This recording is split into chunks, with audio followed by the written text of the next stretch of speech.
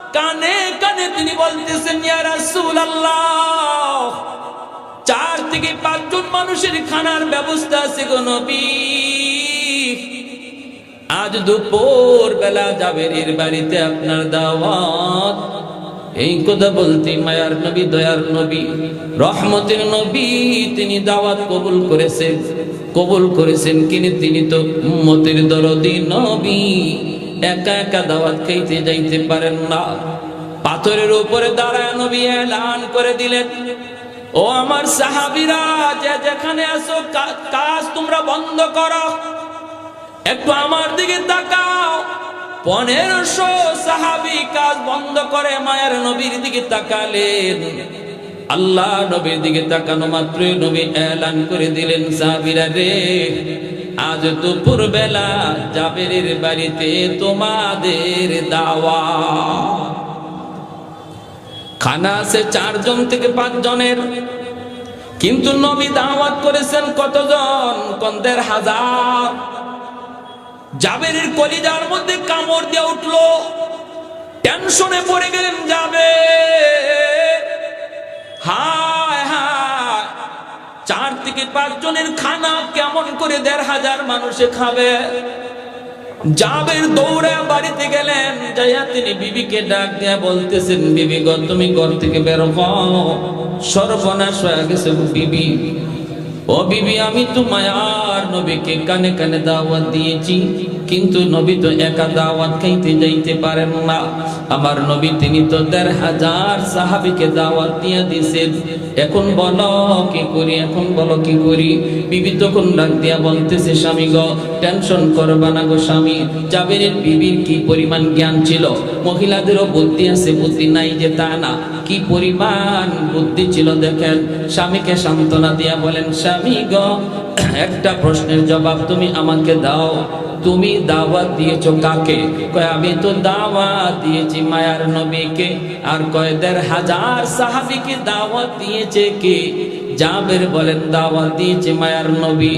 এই কথা বলতে বিবি কয়, তাহলে আমাদের কোনো টেনশন নাই, নবীর জবানে নবী দাওয়াত দিয়েছেন। আল্লাহ তার বন্ধুর জবানের ইজ্জত কেমনে রাখবে আল্লাহ ভালো বুঝে। যখন সুবহানাল্লাহ, আপনি দেরি করবেন না, দৌড়ায় নবীকে নিয়ে আসেন। কি পরিমাণ বুদ্ধি! মহিলাদেরও বুদ্ধি আছে, আমাদের ঘরে যে একজন বিবি আছে তারও মাথায় বুদ্ধি আছে। আপনি যদি মনে করেন বুদ্ধি নাই, তাহলে আপনি বোকা।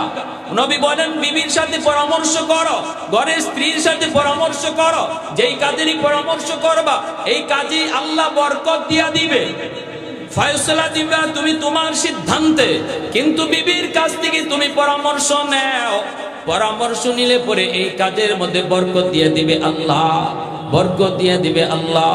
এজন্য ভাইরা বন্ধুরা, জাবের বিবির কথা সাহস পায়া আল্লাহর নবীর কাছে গেলেন, যায়া নবীকে ডাক দিয়ে বলতেছেন, নবী গো চলেন। মায়ার নবী রওনা দিয়েছেন, জাবেরের বাড়িতে দাওয়াত খাবেন, সঙ্গে নবীর 1,500 সাহাবী। বলুন তো, খানা আছে কয়জনের? 1,500 না 4-5 জনের? 4-5 জনের খানা, আর রওনা দিয়েছেন 1,500। এই অবস্থায় যাবে আল্লাহর নবীর পাশে দিয়ে তিনি হাঁটতেছেন, কিন্তু মনের ভিতরে টেনশন, একটাই টেনশন, হয় আজকে ইজ্জত থাকে না যায়। আল্লাহ তুমি ইজ্জত রাখার মালিক, আল্লাহ তুমি ইজ্জত রাখার মালিক। এই বইলা টেনশন করে করে তিনি হাঁটতেছেন।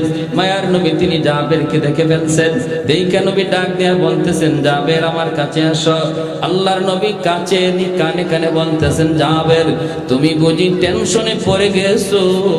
আল্লাহ আমাকে জানাইছেন তোমাদের আজ অল্প খানার ভিতরে আল্লাহ পাক এমন বরকত দিয়েছে, 1,500 শুধু নয়, মদিনার সব মানুষ যদি আজ তোমার বাড়িতে দাওয়াত খায়, তবুও খানা এক বিন্দু পরিমাণ কমবে না। কি পরিমাণ বরকত! বাড়িতে গেলেন জাবের, আল্লাহ নবীকে বলতেছেন, মায়ের নবী গো, আপনি একটু আগে বসে যান। নবী বলেন, জাবের আজ আমি তোমার বাড়িতে মেহমান নই, তোমার বাড়ি মেহমান হলো আমার সাহাবীরা। আমি হলাম তোমার বাড়ির মেজবান। এই বইলা হযরত জাবের রাদিয়াল্লাহু তাআলা আনহুকে নবী বলেন, জাবের আমার 500 সাহাবীরে বসায় দাও। 500 সাহাবীরে বসায় দেওয়া হলো। আল্লাহর নবী তিনি বলেন আমি খাবো সবার পরে। জাবেরের টেনশন আরো বেড়ে গেল। এই 500 সাহাবীকে নবী খাওয়াবেন। নবী বলেন, জাবের কই তোমার গোশতের পাতিল, কই তোমার রুটির পাতিল রে, একটু আমারে দেখাও।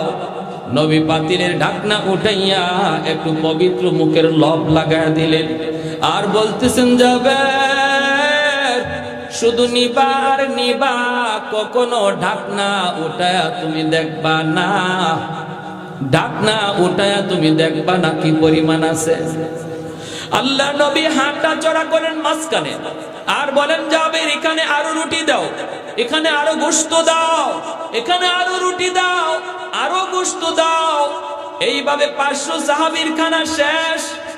এবার নবী কয়, জাবের আরো 500 বসাও। হযরত জাবের এবারও কয়, নবী গো অন্তত দ্বিতীয়বার আপনি একটু বসেন। আল্লাহ নবী তখনও কই, জাবের টেনশন করো না, সব শেষে তুমি আর আমি খাবো। যেরকম সুবহানাল্লাহ, সব শেষে তুমি আর আমি খাবো, টেনশন করবা না। দ্বিতীয় 500 বসানো হয়। মায়া নবী দেখেন আর জাবের খানা দেন। দিতে দিতে 1500 সাহাবীর খানা শেষ হয়ে গেল। এইবার হযরত জাবের তিনি তো চিন্তায় পড়ে গেলেন, পেরেশানি তার বেড়ে গেল। 4 থেকে 5 জন মানুষের খানা 1500 মানুষে খাইল। আল্লাহ জানি না পাতিলে গোশত আসেনি না নাই, পাতিলে রুটি আসেনি না নাই। যদি রুটি না থাকে, গোশত না থাকে, তাহলে আমার মায়ার নবী এখনো তো নবী খান নাই, এখনো তো আমার নবীর পেটে পাথর বাঁধা। তাহলে যে কোনো মূল্যে আমার খানার ব্যবস্থা করতে হবে। জাবের টেনশনে পড়ে গেলেন, আর তিনি ধৈর্য ধরতে পারলেন না। পাতিলে রুটি আসেনি না নাই, গোশত আসেনি না নাই দেখার জন্য তিনি পাতিলের দিকে দৌড় দিলেন। মায়ার নবী দেখতে বেরিয়ে ডাক দিয়া বলতেছে, রে জাবের সামনে যায়ও না, পাতিলের ঢাকনা উঠায়ও না। এ জাবের ঢাকনা উঠায়ও না, ঢাকনা উঠায়ও না। আমি নবী নিজের থেকে কিছু বলি না, যা বলি আমার আল্লাহর কথাই বলি। ও জাবের ঢাকনা উঠায়ও না, উঠায়ও না। কিন্তু জাবের আর ধৈর্য ধরতে পারলেন না। দৌড় দেয়া যায় তিনি পাতিলের ঢাকনা উঠায় ফেললেন। উঠাইয়া জাবের দেখেন, আল্লাহু আকবার, আল্লাহু আকবার। যেই পরিমাণ গোশত শুরুতে ছিল, ওই পরিমাণ গোশত এখনো আছে, এক জাররা পরিমাণ খানা কমে নাই। শামসুল হক ফরিদপুরি রহমতুল্লাহি আলাইহি নাম শুনছেন না? বহুত বড় আল্লাহর ওলি। গহরডাঙ্গা তার বাড়ি, গোপালগঞ্জ। ঢাকা থেকে বাড়িতে যাবেন, হুজুরের জীবনী লিখেছেন আমার একজন উস্তাদ, মালিবাগ মাদ্রাসা সুনামধন্য মুহাদ্দিস আল্লামা নাসিম আরাফাত শাহ দামাত বারকাতুহুম। তিনি একটা বই লিখেছেন, বাংলাদেশের 3 জন আল্লাহর বড় বড় ওলির জীবনী। বইয়ের নাম দিয়েছেন বাংলার হীরা মতি পান্না। পাইলে বাজার থেকে বইটা কিনবেন। মোহাম্মদুল্লাহ হাফিজি হুজুর রহমতুল্লাহি আলাইহির জীবনী, শামসুল হক ফরিদপুরি রহমতুল্লাহি আলাইহির জীবনী, আর পীরজি হুজুরের জীবনী। এই বইয়ের মধ্যে আল্লাহর ওলি, আমার উস্তাদ, তিনি ওলির ঘটনা লিখেছেন। তিনি গহরডাঙ্গা বাড়িতে যাবেন। এলাকায় যাওয়ার পর নদীপথে নৌকায় করে বাড়ি যেতে হয়, আর নৌকার মাঝি ঘাটে ঘাটে লোক নামায় দেয়। হুজুরও নৌকায় উঠছেন, হুজুরকে তার শেষ ঘাটে নামায় দেবে। আগে সব মানুষ নামলো, এখন মাঝিওয়ালা বলতেছে, হুজুর আপনার ভাড়া লাগবে না, হুজুর আপনি এতদিন পরে বাড়িতে আসছেন, আমি আপনাকে আপনার ঘাট পর্যন্ত পৌঁছায় দিব। রাত তখন বাজে প্রায় 12টা। হুজুরের বাড়িতে যেতে যেতে হয়তো 1টা বাজবে, কনকনে শীত, আবার প্রচন্ড কুয়াশা। এরপরও মাঝি বলে, হুজুর রাত যটাই বাজুক, আমি আপনাকে আপনার ঘাট পর্যন্ত পৌঁছাবো, আপনি কোনো টেনশন করবেন না। হুজুরও নিরাপদে বসা আছেন, নিশ্চিন্তে বসা আছেন। এই অবস্থায় বাড়ি পৌঁছেন নাই, এর আগেই হুজুর বলতেছেন, বাবা তুমি আমাকে এখানে নামায়া দাও, আমার এখানেই নামায়া দাও, আমি এখান থেকে পায়ে হেঁটে বাড়ি যাব। মাঝি কই, হুজুর এটা কোন কি, এখান থেকে আপনি বাড়িতে যেতে হলে বিশাল বড় একটা হাওর আপনাকে পাড়ি দিতে হবে পায়ে হেঁটে।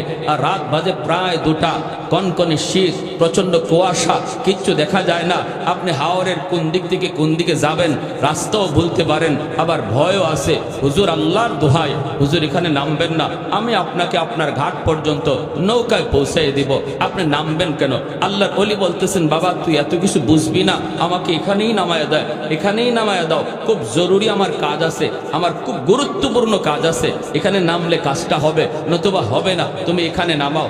মাঝি আশ্চর্য হয়ে গেল, রাত বাজে 2টা, এখানে হুজুরে কি কাজ করবে? এরপরও মাঝি আর কথা না বাড়ায়া মাঝি কয়, ঠিক আছে হুজুর, আপনার যখন ইচ্ছা আপনি এখানে নামবেন তো নামেন। মাঝি নামায়া মাঝি বলতেছে, আমার মনের মধ্যে ইচ্ছা জাগলো, কি কাজ এটা আমি একটু দেখব। আল্লাহু আকবার, জোরে কোন। মাঝি বলতেছে, আমি একটু পিছনে পিছনে হুজুরের পিছনে পিছনে যাইতে শুরু করলাম, আর আমি দেখতেছিলাম কাজটা কি হুজুরের একটু দেখব। হুজুর আমাকে দেখেন না, দেখার কথাও না, কিন্তু আমি তো হুজুরকে দেখতেছি, কারণ আমি পিছনে। কিছু দূর যাবার পর হঠাৎ করে আমি তাকায় দেখলাম, আমি নামাইলাম একজন মানুষ, কিন্তু কিছু দূর যাবার পরে দেখি তার ডানে বামে সামনে পিছনে শত শত মানুষ হাঁটতেছে। আমি ভয় পেয়ে গেলাম, আমার কলিজায় তো পানি নাই, আমি ভয়ে অস্থির। আমি তারপরও দৃশ্যগুলি দেখতেছিলাম, হুজুরের সামনের মানুষগুলা যেন একজন মন্ত্রী মিনিস্টার হাঁটলে পরে যেমন ভাবে তারে পাহারা দিয়া দিয়া নিয়ে যাওয়া হয়, এইভাবে শত শত মানুষ পাহারা দিয়া দিয়া হুজুরকে সামনে নিয়ে যাইতেছে। আর আমি দেখতেছি হুজুরের সাথে কথা কয়, হুজুরও তাদের কথার প্রশ্নের জবাব দিতেছেন, ওরাও প্রশ্ন করতেছে, হুজুরও প্রশ্নের জবাব দিতেছেন। সামনের দিকে হুজুরে যান, আমি তো পিছনে পিছনে যাইতেছি। এইবার পিছনে পিছনে যাই, হুজুর তো সামনে সামনে যাইতেছেন। বাড়ি পর্যন্ত গেলেন, দেখলাম হঠাৎ করে মানুষগুলি সব অদৃশ্য হয়ে গেল, একজন মানুষকেও আর দেখা যায় না। হুজুর এইবার ঘরে মাত্র ঢুকবেন, দরজা লাগাবেন, সাথে সাথে তাকায় দেখেন আমিও যায় দরজার সামনে সালাম দিয়া দিলাম, আসসালামু আলাইকুম। হুজুর বলতেছে, বাবা কসকি তুই কেমন করে আসলি, তুমি আবার কেমন করে এই জায়গায় আসলা? কয়, হুজুর আমি আপনার পিছনে পিছনেই রওনা দিয়েছিলাম, দেখার জন্য কি কাজ, কি জরুরি কাজ। হুজুর এইবার দৌড় দিয়া বের হয়ে আইসা তারে বুকে জড়ায় ধরলেন, আর বলতেছেন, বাবা কথা দাও, কথা দাও, আমার জীবদ্দশায় তুমি এই কথা কাউকে বলবা না। জোরে বল সুবহানাল্লাহ। কারণ খাঁটি আল্লাহর ওলিরা নিজেদের কারামত কারো কাছে বলে না, কেউ যদি দেখে তারে বলতেও নিষেধ করে। আর ভেজাল যত জায়গা সেখানে দেখবেন শুধু বড় বড় সাইনবোর্ড আর অ্যাডভার্টাইজ, ঠিক কিনা? ভেজাল যেখানে আছে সেখানে বড় বড় সাইনবোর্ড, বড় বড় অ্যাডভার্টাইজ, নাম খুঁজে পাওয়া যায় না, খালি লকব আর লকব, উপাধি আর উপাধি। একজনের নাম আশিকে রসুল, মাহবুবে খুদা, গাউসে হামদানি, কুতুবে রব্বানি, সারাসুল্লে সুলকানি, নাম খুঁজে পাওয়া যায় না। আসেনি না নাই? জোরে কর। বেটা ময়মনসিংহ থেকে আসা শুরু করছে এরকম ভাবে ভেজাল পীর আমাদের দেশে আসেনি না নাই? একটু জোরে কোন আসেনি না নাই? আসতেছে এরকম গাড়িতে করো আজ মাহফিল, প্রচন্ড শীত, কুয়াশা, সামনে দেখা যায় না। পিসাব বলতেছি ড্রাইভারকে, বেটা তাড়াতাড়ি করে গাড়ি থামা, এই হোটেলের ম্যানেজারকে যায় জিজ্ঞেস কর, ম্যানেজারকে যায় জিজ্ঞেস কর সিট আসেনি, হাঁটা যাবে না, গাড়ি নিয়ে যাওয়া যাবে না। ম্যানেজারকে ড্রাইভার যায় বলতেছে, ম্যানেজার সাহেব হোটেলে সিট আসেনি। ম্যানেজার কয় থাকবে কে? কয় থাকবে আশিক রসুল, মাহবুবে খুদা, গাউসে হামদানি, কুতুবে রব্বানি। কইতে কইতে 16টা টাইটেল। কয়টা টাইটেল? ম্যানেজারে কই মেজাও ভাগো, সিট নাই। কয় হুজুর সিট নাই। হুজুর কয় না থাকলেও যাওয়া যাবে না, হোটেলের বারান্দায় বিছানা কর, চাদর বিছা কোন রকম রাতটা কাটায় দেই, এই অবস্থায় যাওয়া যাবে না। এখানেই রাত কাটায় দিল। ফজরের সময় ম্যানেজার বের হয়ে দেখে এত মোটা এক হুজুর। এ বেটা, তুই এখানে হুজুর নিয়ে কি করস? এত বড় হুজুর। ম্যানেজার কয় আমার কাছে একটা সিট চাইলি না কেন? এমনি ড্রাইভার কয় আমি তো আপনার কাছে সিট চাইছি, আপনি বললেন সিট নাই। ম্যানেজার কয় তুমি তো সিট চাইছো 16টা। সিট চাইছো কয়টা? আমার হোটেলে 16টা সিট নাই, তাই বলে কি একটা দুইটাও নাইনি? আমি তো 16টা সিট মনে করে বলছি সিট নাই। এমনি হিসাব ওইটা কয় বেটা আজ থেকে তাড়াতাড়ি টাইটেল কাট, কারণ এই টাইটেলের কারণে দুনিয়াতেও সিট পাইলাম না, মরণের পরেও সিট পাইমু। মরার আগেও পাই নাই, মনে হয় মরার পরেও পাইমু না, তাড়াতাড়ি সিট কাটো। কিন্তু আল্লাহর ওলি যারা, এরা কখনো এরকম ভাবে নিজের অ্যাডভার্টাইজ করতেন না। যদি কেউ দেখে ফেলতো নিষেধ করতেন, বাবা জীবদ্দশায় কারো কাছে বলবা না, ওয়াদা করো। যেমন কুতবুল আলম শাইখুল ইসলাম হুসাইন আহমদ মাদানী রহমতুল্লাহি আলাইহি, আমাদের উস্তাদগণের উস্তাদ, আমরা যার রুহানি সন্তান, ইনাকে যখন যে কোনো মাহফিলে একজন বৃদ্ধ মানুষ গ্রামের হুজুরে যেই দেখতো, দেখলেই দূর থেকে আওয়াজ দিত, বাতা দেউঙ্গা, বাতা দেউঙ্গা, বাতা দেউঙ্গা, মৌলবী বাতা দেউঙ্গা। আওয়াজ দিয়া কইতো হুজুর কয়া দিমো, কয়া দিমো। যেই মাত্র কইতো খালি হুজুর কয়া দিমো, মাদানী আলাইহির রহমান নজর পড়তো ওর দিকে, পড়লে উনি সামনে যারা থাকতো সবরে হাত দিয়ে এরকম সরাইয়া কুতবুল আলম দৌড় দিয়ে এই লোকটার কাছে আসতেন, আইসেই চাপ দিয়ে বুকে জড়ায় নিতেন আর আদর করতেন আর বলতেন নেহি বাতাও, নেহি বাতাও, নেহি বাতাও, বলো না, বলো না, কইও না, কইও না। হেও কইতো ঠিক আছে। ওই শ্রেণী কারবার পাবলিকে যে জিজ্ঞেস করে, আলেম ওলামারা ওই লোককে জিজ্ঞেস করতো চাচা কি আপনি কয়ে দিবেন, কয়ে দিবেন কি সে কন্যা? নেহি বাতাও, বলবো না, বলবো না। পাবলিক যার যেই বলতো মিয়া কও না, তুমি যেখানে হুজুর দেখে এখানেই তুমি এরকম ভাবে চিল্লে উঠো বাতা দেওঙ্গা, আর হুজুর দৌড় দেয় তোমার বুকের সাথে বুক মিলে আদর করে, আর ঘটনাটা কি কও না? কই মনে এসেনি কাম। কুতবুল আলম শাইখুল ইসলাম হুসাইন আহমদ মাদানী রহমতুল্লাহি আলাইহির যখন ইন্তেকাল হলো, ইন্তেকালের পরে এই লোকে কয় এখন কইমু, এখন কইমু। পাবলিকে কি কও? কয় গঙ্গুর এক এলাকা দিয়ে আমি যেতেছিলাম, রাত বাজে তখন 2টা, একটা ঘরের পাশ দিয়ে যাচ্ছি, হঠাৎ করে আমি দেখলাম এই ঘরের ভিতরে জিকিরের আওয়াজ, আর এই জিকিরের আওয়াজের সাথে ঘরের দরজা, জানালা, ঘরের দেয়াল সব জিকির করতেছে। যে মানুষটা ঘরের ভিতরে জিকির করে, তার জিকিরের সাথে দরজা, জানালা সহ সমস্ত ঘরের বেড়াগুলি পর্যন্ত লাফায়া লাফায়া জিকির করতেছে। এই দৃশ্য দেখে আমি থেমে গেলাম। ঘটনা কি? ঘরে কে কে এমন জিকির করে? কে এত বড় বুজুর্গ? কে এত বড় আল্লাহর কুতুব? আমি আজকে নির্বিলি দাঁড়ায় রইলাম যে দেখি ওই মানুষটাকে। একটু পরে দেখি ফজরে আজান হলো, ওই মানুষটা দরজা খুললেন, তিনি মসজিদে যাবেন, দরজা খুলতেই দেখি তিনি আর কেউ নন, তিনি কুতবুল আলম শাইখুল ইসলাম হুসাইন আহমদ মাদানী রহমতুল্লাহি আলাইহি। আমারে দেখেই হযরত দৌড় দিয়ে এসে আমার বুকে জড়াইয়া ধরছেন, ধরে বলতেছেন তুমি কিছু দেখছো? কয় হুজুর সব দেখছি। সুবহানাল্লাহ কর না। তুমি কিছু দেখছো? কয় সব দেখছি। তখনই হুজুর বুকে জড়ায় ধরে বলতেছেন ওয়াদা দাও আমার জীবদ্দশায় কারো কাছে বলবা না, যদি বলতে হয় আমার ইন্তেকালের পর, আমার জীবদ্দশায় তুমি এই কথাটা কারো কাছে বলবা না, তুমি তা দেখছো। কয় ঠিক আছে হুজুর, ওয়াদা দিলাম কারো কাছে বলবো না। এজন্য জীবদ্দশায় আমি বলি নাই। এখন উস্তাদরা বলতেছে, উলামায়ে কেরাম বলতেছে, তো তুমি এরকম হুজুরকে দেখলেই দূর থেকে আওয়াজ দিতা বাতা দেওঙ্গা, কয়ে দেবো, কয়ে দেবো, এটা কেন করবা? এই কাজটা কেন করতেছো বা এই কাজটা কেন করছো? তখন কয় আমি কেন করছি বলবো? এরপর থেকে আল্লাহর ওলির প্রতি আমার অন্তরে এমন মহব্বত জন্মেছে, এমন ভালোবাসা জন্মেছে, আমি যদি ওনার সাথে মুআনাকা না করি অথবা মুসাফা না করি, আমার অন্তরে যেন আগুন জ্বলে।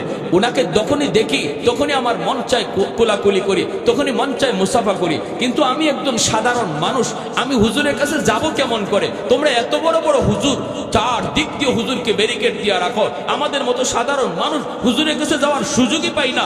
এজন্য আমি চিন্তা করলাম একটা বুদ্ধি বাইর করি, এত মানুষ ঠেললে হুজুরের কাছে যাওয়া লাগবে না, হুজুরকে আমার কাছে কেমনে আনা যায়? আমি যাব কেন?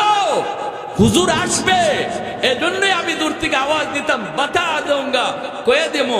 আর তখনই হুজুর তোমাদের সবরে ঠেইলা, তোমাদের সবরে সরাইয়া আমার কুলে, আমার বুকে বুক লাগায় মুআনাকা করতেন। আমার মনের ইচ্ছা পূরণ হয়ে যেত। জোরে কন্যা সুবহানাল্লাহ। আমার ভাইয়েরা, বন্ধুরা, যুবক, এজন্য বলতেছি একটু মনোযোগ দিয়ে শোনা। যেই মাত্র ওই মাঝি কই, হুজুর আমি কারো কাছে বলবো না গো হুজুর, কথা দিলাম আমি কারো কাছে বলবো না। কিন্তু ওই মানুষগুলি এরা কারা, কি এদের পরিচয়? আমি আপনাকে নামাইলাম একা, দেখলাম আপনি একা, হঠাৎ করে এত মানুষ, কি এদের পরিচয়? আল্লাহর ওলি তখন বলেন, বাবা তাহলে আমি ঘটনাটা তোমাকে খুলে বলি রে বাবা, কারো কাছে তুমি বইল না, আমার জীবদ্দশায় তুমি কারো কাছে বলবা না। শুনো, আমারও নিয়ত ছিল নৌকায় করে আমি বাড়িতে যাব, আমার ঘাটেই তো নৌকা যাবে, কেন আমি এই জায়গায় নামবো? পায়ে হেঁটে কেন আমি এই হাওর পারে দেব? রাত বাজে 2টা, প্রচন্ড শীত, কনকনে কুয়াশা, এই যে রাস্তাগুলি দেখা যায় না। আমারও তো নিয়ত ছিল বাড়িতে যাব নৌকায় করে, পায়ে হেঁটে নয় রে। হঠাৎ করে এই এলাকার জিন্নাতের সর্দার আমার কানে কানে আইসা বলতেছে, হযরত সালাম দিয়া কয়, হুজুর আজ দীর্ঘদিন যাবত আমরা আপনার অপেক্ষায়, আমাদের ভিতরে অনেকগুলি সমস্যা চলতেছে, সমাধান দেওয়ার মতো কেউ নাই, কেউ নাই, কেউ নাই, মারামারি লাগার সম্ভাবনা রয়েছে, যে কোনো মুহূর্তে খুন খারাপি হয়ে যেতে পারে। এক বাক্যে সবাই আমরা মেনে নিলাম, যদি আপনি আমাদের মাঝে হাজির হন, আপনি যদি সিদ্ধান্ত দেন, সবাই এক বাক্যে আপনার সিদ্ধান্ত মেনে নিবে, কেউ কোনো আপত্তি করবে না। আবার এক সবার ভিতরে আপনার শ্রদ্ধা ভক্তি রয়েছে, এক বাক্যে সবাই মেনে নিল, আপনি যা বলবেন তাই ঠিক। হযরত দয়া করে যদি আপনি এই জায়গায় নামতেন, একটু ভয় করবেন না, একটু টেনশন আপনি করবেন না, কেমন করে বাড়ি যাবেন, রাস্তা কেমন করে পাবেন। আমরা জিন্নাতেরা কথা দিলাম, কথা দিলাম, আমরা আপনাকে চতুর্দিক দিয়ে পাহারা দিয়া, সামনের রাস্তাগুলি পরিষ্কার দেখাইয়া আপনাকে বাড়ি পর্যন্ত পৌঁছায়া দিব। আর মাঝখানে আমাদের যা কিছু জানা দরকার আমরা আপনার কাছ থেকে জেনে নিব। জোরে কোন সুবহানাল্লাহ, আর একটু জোরে সুবহানাল্লাহ। मैं तालिब मौला हूँ, मेरे इश्क निराला है जुमला जहां जिनके तजल्ली से उजाला, मादर दो जहां गैर खुदा यार नदारिम, যদি আদে খুদা হিচে দিগুর কার নদারিম, যদি আদে খুদা হিচে দিগুর কার নদারিম।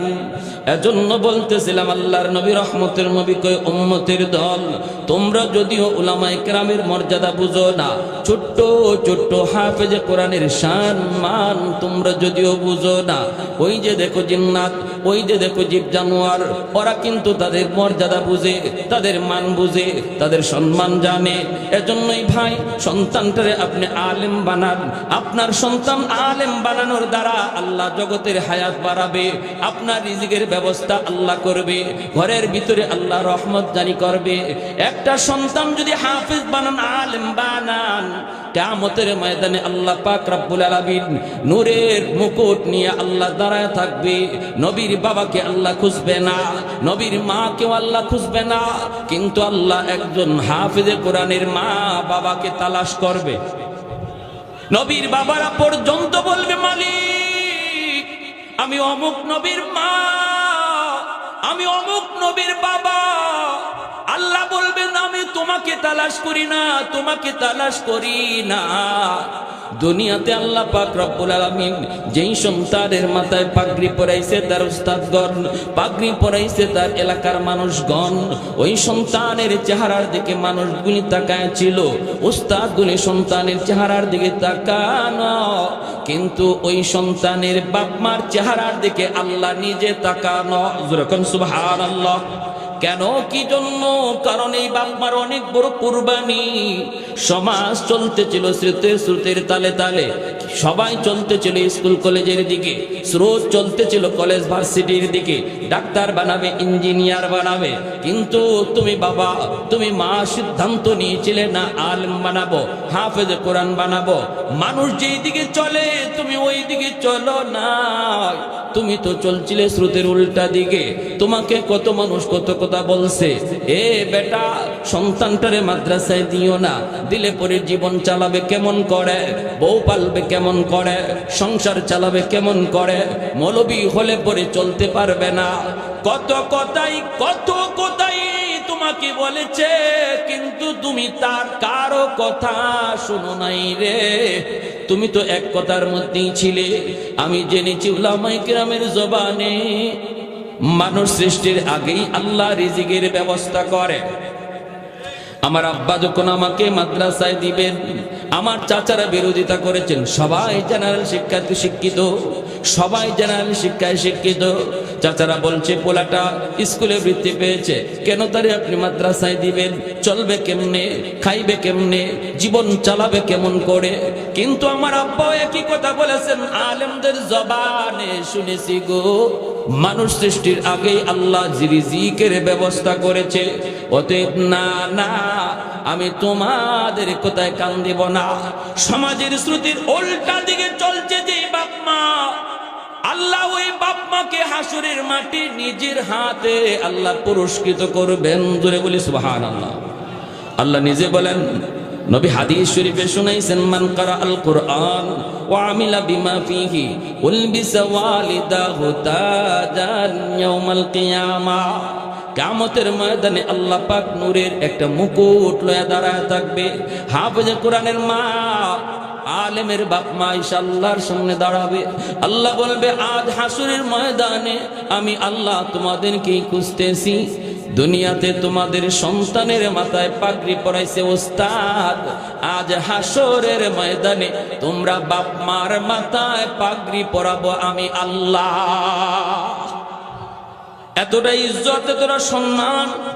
এজন্যই মোহাম্মদুল্লাহ হাফিজজি শিশুকালে কোরআন শিক্ষা করার জন্য ওই যে ভারতের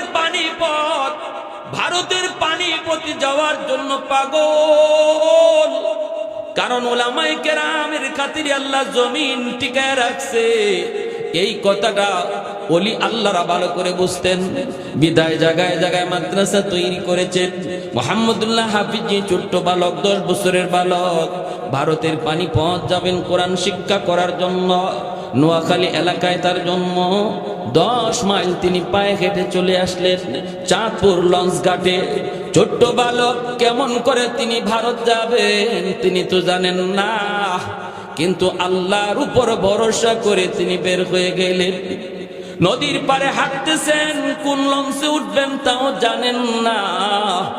হঠাৎ করে একজন মানুষ নদীর পাড়ে এসে কয়, বাবা তুমি এখানে কেন হাঁটো, কই যাইবা? মুহাম্মদুল্লাহ হাফিজজি বলতেছে, চাচা যান, আমার বাড়ি নোয়াখালী, আমি যাব ভারতের পানিপথ। কেন যাইবা? কই কোরআন শিক্ষার জন্য, নবীর নায়েব হওয়ার জন্য, সিনার ভিতরে কোরআন নেওয়ার জন্য। আমি তো যাব, কিন্তু কোন লঞ্চে উঠবো তা তো জানি না। লোকটা কই, বাবা লঞ্চ তো যাবে খুলনা, খুলনার পরে তো তোমাকে আবার রেলে যাওয়া লাগবে, ট্রেনে যাওয়া লাগবে ভারত।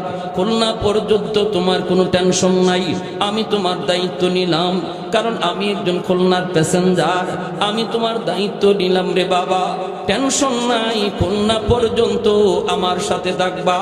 এই ব্যবস্থাটা করে দিছেন কে? আর একটু জোরে বলেন না কে? যে ব্যক্তি আল্লাহর উপর পূর্ণ ভরসা রাখে, ওয়া মাইয়া তাওয়াক্কাল আলাল্লাহ ফাহুয়া হাসবু, তার জন্য যথেষ্ট হয় কে? আল্লাহ। লঞ্চে উঠলেন, টিকেটটা পর্যন্ত ওই মুরব্বী মানুষ কেটে দিল। একটু মনোযোগ দিয়ে শুনেন শুধু সামনে কি কাহিনীটা ঘটছে। তিনি লঞ্চে উঠলেন, ওইটা টিকেটটা কেটে দেওয়া হলো। সামনের দিকে যাইতেছেন, তিনি খুলনা যায় নামলেন। লোকটা চলে গেল। এরপরে লোকটা বলল, বাবা এখান পর্যন্ত আমার দায়িত্ব ছিল, এখন এখান থেকে কেমন করে পানিপথ যাবা আমি জানি না রে বাবা, ওই লাইন ঘাট আমার জানাও নাই। আল্লাহর ওলি মুহাম্মদুল্লাহ হাফিজি, আল্লাহর ওলি মুহাম্মদুল্লাহ হাফিজি 10 বছরের বালক, একা একা তিনি হাঁটেন। কোথায় সেই রেল স্টেশন কিছুই তিনি জানেন না। হঠাৎ করে একটা পাগলা কুকুর ওনার পায়ের মধ্যে কামড় মারলো। হাউমাউ করে কান্না শুরু করে দিছেন, হাউমাউ করে কাঁদতেছেন। এলাকার মানুষেরা জমা হয়ে গেল। মানুষেরা জমা হয়ে তাড়াতাড়ি করে ওনাকে ধরল, কুকুর ছাড়াইল। মানুষদের চায়া দেখে চেহারার মধ্যে বড় মায়া। যেই মানুষটা বড় হলে পরে আল্লাহর ওলি হয়, শিশুকালে আল্লাহ তার চেহারার ভিতরে নূর দিয়া দেয়, মানুষের মহব্বত ঢুকায়া দেয়, মানুষের মহব্বত ঢুকায়া দেয়। মানুষগুলি ওনাকে কুলে নিয়ে হাসপাতালে চলে গেল। হাসপাতালে গেল। ডাক্তার বলতেছে এই ট্রিটমেন্ট বাংলাদেশের কোথাও হয় না। তখনকার সময়ে পূর্ব পাকিস্তান বাংলার নাম। এই পূর্ব পাকিস্তানে পাগলা কুকুরের কামড়ের চিকিৎসা হতো না রে ভাই। ডাক্তার বলল এই চিকিৎসা শুধুমাত্র একমাত্র ভারতের পানিপথ। আল্লাহর ওলিও যেতে চায় কোথায়? পানিপথ যেতে চায়। চিকিৎসা আছে শুধু পানিপথ। এলাকার মানুষেরা কয় তাড়াতাড়ি করে দ্রুত চলো রেল স্টেশন।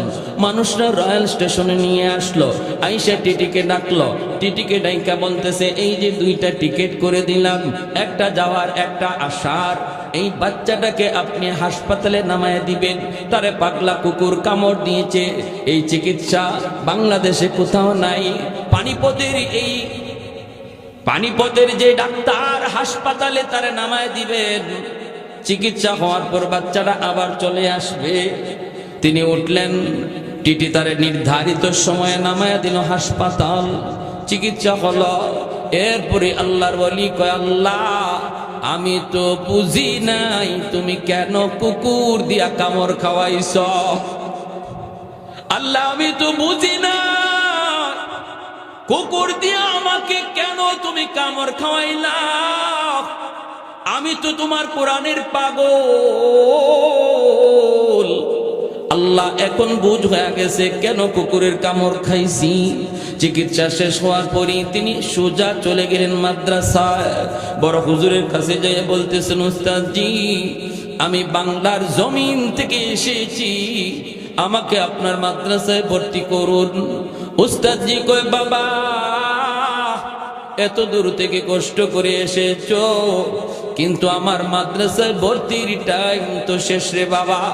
কোনো সিট নাই, থাকার জায়গা নাই, খাওয়ার কোনো ব্যবস্থা নাই, কেমন করে ভর্তি করব? ভর্তির টাইম তো শেষ। আগামী বছর তুমি আইসো, এই বছর আর একজন ছাত্র নেওয়ার কোনো সুযোগ নাই। আল্লাহর ওলি 10 বছরের বালক মুহাম্মদুল্লাহ হাফিজি এই কথাটা শোনার পর যেন আসমান ভেঙ্গে মাথায় পড়লো। সাথে সাথে উস্তাদের পা জড়ায় ধরে কাঁদতে লাগলেন আর বলতেছেন উস্তাদজি আমাকে আপনি আর ফেরত দিয়েন না। এই যে দেখেন ফেরত যাওয়ার টিকিটটা আমি আপনার সামনে ছিঁড়ে ফেলে দিলাম। আমি আমার মা বাবা ভাই বোন আদরের সবাইকে ত্যাগ করে শুধু কোরআনের পাগল হইয়া পানিপথ এসেছি। আপনি আমাকে ফেরত দিয়েন না, ফেরত দিয়েন না। উস্তাদ কই বাবা কোনো সুযোগ তো নাই, কেমন করে দিব? এইবার আল্লাহর ওলি কই উস্তাদজি তাহলে একটা প্রস্তাব আমি আপনাকে দেই। কি প্রস্তাব? কয় আমাকে একটু শুধু থাকার ব্যবস্থা করে দেন, ক্লাসে বসার সুযোগ দেন। আমাকে মাদ্রাসায় থাকার ব্যবস্থা করা লাগবে না, খানার ব্যবস্থা করা লাগবে না, আমি শুধু ক্লাসে বসবো আর পড়ালেখা করব। থাকা খাওয়ার ব্যবস্থা আপনার করা লাগবে না, থাকা খাওয়ার ব্যবস্থা আমার আল্লাহ করবে। উস্তাদজি কই বাবা যদি এই হয় তাহলে এই শর্তে আমি ভর্তি করতে পারি, তুমি শুধু ক্লাসে বসবা, থাকবার ব্যবস্থা আমার মাদ্রাসায় হবে না, খাওয়ার ব্যবস্থাও মাদ্রাসায় হবে না, কারণ একটা বেডিং একটা বিছানা বিছাইবার জায়গাও মাদ্রাসাতে নাই। তুমি কই থাকবা কই খাইবা এটা যদি তুমি জানো আর তোমার আল্লাহ জানে। বাবা আমি কিছু জানি না, আমি কিন্তু মাদ্রাসায় থাকা খাওয়ার ব্যবস্থা দিব না। আল্লাহর ওলি ভর্তি হয়ে গেলেন, ক্লাসে বসার সুযোগ পাইয়া সারাদিন তিনি কোরআন শিখেন রে যুবক। বিকালবেলা তিনি বের হয়েছেন, থাকবেন কোথায়, খাইবেন কোথায়, থাকার জন্য আগে ব্যবস্থা করা লাগবে। এলাকার ভিতরে ডুইকা একটা মসজিদে তিনি মাগরিবের নামাজ পড়লেন, এশার নামাজও পড়লেন। সবাই এশার নামাজ পড়ার পর বাড়ির দিকে যাবে, সবাই তো যার যার ঘরের দিকে যাবে। খাদেম সাহেব মসজিদের দরজা লাগাইতে চায়, হঠাৎ করে তাকায় দেখে একটা ছোট্ট বালক মাগরিবও পড়লো, এশাও পড়লো, কোথাও গেল না। এশার পরে সবাই বাড়ি যায়, আর এই ছোট্ট বালকটা মসজিদের কোনায় বসে বসে কান্দে। খাদেম যায় কই বাবা কোথায় তোমার বাড়ি, কোথায় এসেছো, এখানে তোমার আপন বলতে কেউ আছে কিনা বলো। সবাই তো যার যার বাড়ির দিকে যায় রে বাবা, আমি তো মসজিদের দরজা লাগায় দিব, আমি তো লাগায় আমিও বাড়ি চলে যাব। তুমি কোথায় যাইবা, তুমি তাড়াতাড়ি বের হও। মোহাম্মদুল্লাহ হাফিজি তখন কান্দেন আর বলেন উস্তাদজি আমি তো এই এলাকার কেউ না, এই এলাকাতে আমার কোনো ঘর নাই, বাড়ি নাই, আপন বলতে কেউ এই জায়গায় নাই। আমার এখানে আপন বলতে কেউ নাই, বাড়ি হলো আমার পূর্ব পাকিস্তান অর্থাৎ বাংলার জমিন। আমি আপনাদের এলাকার মাদ্রাসায় লেখাপড়া করার জন্য এসেছি, কিন্তু মাদ্রাসায় শুধু ভর্তি হওয়ার সুযোগ পেয়েছি, থাকা খাওয়ার কোনো ব্যবস্থা নাই গো। এজন্য আমি পড়ালেখা শেষ করে গ্রামে ঢুকলাম, একটু থাকার জন্য জায়গা চাই। উস্তাদজি আমাকে যদি আপনি একটু মসজিদের বারান্দায় থাকার ব্যবস্থা করে দিতেন তাহলে আমি আপনার কাছে চিরকৃতজ্ঞ থাকব। আমাকে মসজিদের বারান্দায় যদি একটু থাকার সুযোগ দিতেন। খাদেম তখন বলতেছে বাবা রে আমি তো মসজিদের বারান্দায় তোমাকে থাকার সুযোগ দিতে পারবো, কিন্তু এই শীতের রাত, এই শীতের বাতাস তুমি কেমন করে সহ্য করবা, আর কেউ খাওয়াইতে পারবে না। আমাদের এলাকা বড় গরিব, খাওয়ানোর মতো কোনো লোক নাই, লোক নাই। থাকার জন্য যদি তুমি একটু জায়গা চাও রে বারান্দায় দিতে পারবো, কিন্তু খাওয়ার কোনো ব্যবস্থা করা যাবে না। আল্লাহর ওলি তখন বলেন উস্তাদজি খানার ব্যবস্থা লাগবে না, আমাকে থাকার একটু জায়গা দেন। শীতের বাতাস যতই শীত হোক না কেন আমি আল্লাহর কোরআনের খাতিরে হজম করে নিব। ভাইরে এই মসজিদের বারান্দায় থাকার জায়গা পেলেন, এই কনকনে শীতের মধ্যেই তিনি কোরআন পড়েন, কিতাব পড়েন, দিন শিখতেছেন। এর ভিতরে রাত বেজে গেল 10টা, প্রচন্ড পেটের ক্ষুধা। এই ক্ষুধা নিয়ে তিনি এখন কোথায় যাবেন, কার কাছে যাবেন? বের হয়েছেন মসজিদ থেকে, বের হয়ে দেখেন পাশে একটা ভাঙ্গাচোরা বাজার। এই বাজারের মধ্যে একটা ভাঙ্গাচোরা হোটেল দেখা যায়। হোটেলের মালিক মাত্র হোটেলটা বন্ধ করবে, তিনি যাইয়ে একটা সালাম দিয়া বলতেছেন চাচা যান আপনার হোটেলে কোনো কাজ আসেনি, আমাকে কোনো কাজকর্ম দেওয়া যাবে নি, আমি আপনার হোটেলে কাম করব। এমনি মালিক কয় বাবা আমার হোটেলটা অনেক ছোট্ট হোটেল, আমি একাই হোটেলটা চালাই, কোনো কর্মচারী রাখতে পারি না, বেতন দেওয়ার মতো আমার কোনো সামর্থ্য নাই, আমার কোনো লোক লাগবে না। আল্লাহর ওলি তখন বলেন উস্তাদজি চাচা